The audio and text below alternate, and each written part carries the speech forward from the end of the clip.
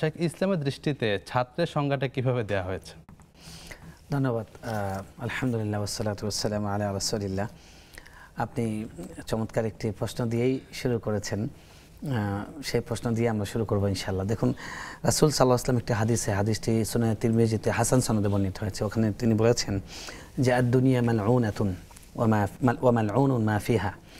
দুনিয়া পুরোটাই হলো অভিশপ্ত, মানুষের জীবনে অভিশাপ বয়ে আনে। পৃথিবীর যত শৌক বিলাস, বৃত্ত, তারপরে আকর্ষণ যা আছে সবই কিন্তু মানুষের জন্য এক পর্যায়ে বিপদ ডেকে আনে, মানুষের চূড়ান্ত শান্তি দিতে পারে না। তো রাসূল সাল্লাল্লাহু আলাইহি ওয়াসাল্লাম বলছেন দুনিয়া অভিশপ্ত, দুনিয়ার মধ্যে যা কিছু আছে সেটা অভিশপ্ত। শুধু আল্লাহ জিকির এবং এ সংক্রান্ত বিষয় যেগুলো আছে, ও আলিমান ও মুতাআল্লিম, আলেম এবং তালিবুল ইলম, অর্থাৎ এলেম শিক্ষার্থী, জ্ঞান শিক্ষার্থী এবং যারা জ্ঞান শেখান। এবং রাসূল সাল্লাল্লাহু আলাইহি ওয়াসাল্লাম হাদিসে বলেছেন খায়রুকুম মান তাআল্লামাল কুরআন ওয়া আল্লামা, কোরআন যারা শেখে এবং শেখায় তারা সর্বোত্তম।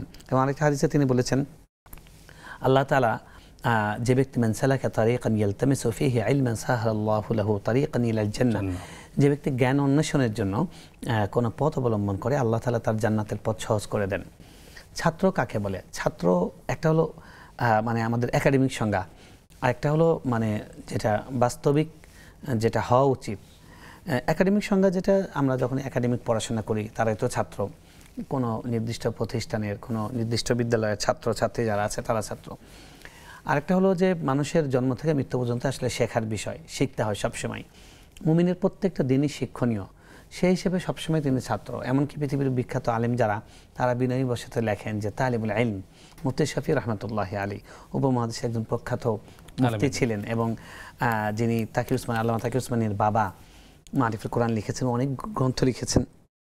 তিনি তার বইয়ের নিচে লেখা আছে তালিবুল ইলম লেখা, এবং আমাদের অনেক ওস্তাদ শায়েখ তাদের দেখেছে তার তালিবুল ইলম লিখতেন। তো আসলে এটাই একজন মুসলমানের পরিচয়। একটা কথা আছে যে দোলনা থেকে কবর পর্যন্ত শিক্ষাকাল, এটাই কিন্তু বাস্তব কথা। এটা কোরআন হাদিস সেটাই চায়, যদি এটা কোরআনের বাণী নয়, হাদিসের বাণী নয়, কিন্তু কোরআন এটাই চায় মানুষ সবসময় শিখবে। যে কারণে আপনি যেটা বলছেন যে আল্লাহ প্রথম ওহী করেছেন তোমরা শেখো, তোমরা পড়ো, জানো। এখন যারা পড়াশোনা করে, যারা বিশেষ করে একাডেমিকভাবে পাঠ নেয়, তারা আমাদের প্রচলিত সমাজে তারা কিন্তু ছাত্র। যখনই ছাত্র আছে তার শিক্ষক আছে এবং তার বিদ্যালয় আছে।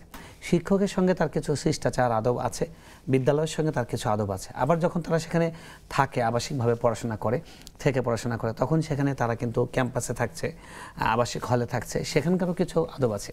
শ্রদ্ধেয় শিক্ষকবৃন্দ যারা আছেন তাদের উচিত রাসূল সাল্লাল্লাহু আলাইহি ওয়াসাল্লামকে অ্যাজ এ টিচার তাকে ফলো করা। আমরা ছাত্র যারা আমরা আছি, সাহাবায়ে কেরামদেরকে ফলো করা। সাহাবায়ে কেরামরা ছাত্র হিসেবে শ্রেষ্ঠ ছিলেন। তাদের দেখেন হাদিসে জিবরিল লম্বা ঘটনা আছে, সেখানে কিভাবে একজন ছাত্র শিক্ষকের কাছে বসবে, কিভাবে প্রশ্ন করবে, তার বাচনভঙ্গি কেমন হবে, তার প্রশ্নের ভাষা কেমন হবে, সেগুলো সব শেখানো আছে। আল্লাহ নবী সাল্লাল্লাহু আলাইহি ওয়াসাল্লামের সাহাবীরা, তাদের সম্পর্কে হাদিসে আসছে, যখন তারা শিক্ষকের কথা শুনতেন, আল্লাহ নবীর কথা শুনতেন, কান্না আলা রুউসিহিম আত-তায়র, তাদের মাথার উপর পাখি বসে আছে, একটু নড়াচড়া করলে উড়ে যাবে, ফুট করে উড়ে যাবে। তারা এত মনোযোগ দিয়ে শুনতেন। এবং রাসূল সাল্লাল্লাহু আলাইহি ওয়াসাল্লামের সঙ্গে তাদের আদব কী ছিল, শিষ্টাচার কী ছিল, হাদিসের সাহাবীদের বর্ণনা এসেছে যে অনেক সাহাবী বলছেন যে তিনি 10 বছর ধরে রাসূল সাল্লাল্লাহু আলাইহি ওয়াসাল্লামের স্পর্শে থেকেছেন, কখনো তার চেহারা পরিপূর্ণ চোখ দিয়ে দেখার সাহস পাননি, এতটা তাকে সমীহ করতেন। আবার তাকে কীরকম ভালোবাসতেন, মক্কার হুদাইবিয়া চুক্তির সময় যে কাফের লিডার আসছিল, তিনি গিয়ে বিবরণ দিয়েছেন যে আমি ওয়াফাততু আলাল মুলুক, আমি পৃথিবীর অনেক রাজন্যবর্গের সামনে গিয়েছি, অনেক নেতা দেখেছি, কিন্তু মুহাম্মদ সাল্লাল্লাহু আলাইহি ওয়াসাল্লামের সাথীরা তাকে যেরকম শ্রদ্ধা করে এরকম কখনো দেখিনি। তিনি যদি উজু করার পানি রাখেন, ওই পানির বরকত নেওয়ার জন্য তারা একদম হুড়োপুরি, তারা জীবন দিয়ে নেয়। তিনি যদি থুতু নিক্ষেপ করেন, সেটা মানে তারা তার জন্য, তার কাছ থেকে পাওয়ার জন্য তারা উদ্গ্রীব, ব্যাকুল। তো এইখান থেকে আমাদের ছাত্র ভাইদের মানে ছাত্রনং অধ্যয়নং তপ, ছাত্র ভাইদের যে পড়াশোনার বিষয়টা, এটাকে আগে অগ্রাধিকার দেয়া, পড়াশোনার পরে অন্য বিষয়।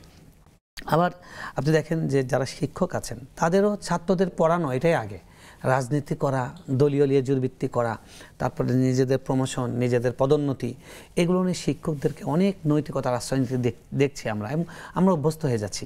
যে কারণে ছাত্ররা ভিসির আন্দোলন, ভিসির অপসারণ চেয়ে, শিক্ষকের অপসারণ চেয়ে ছাত্র রাস্তায় আন্দোলন করে, বাসা ভাঙচুর করে, অনেক কিছু করে।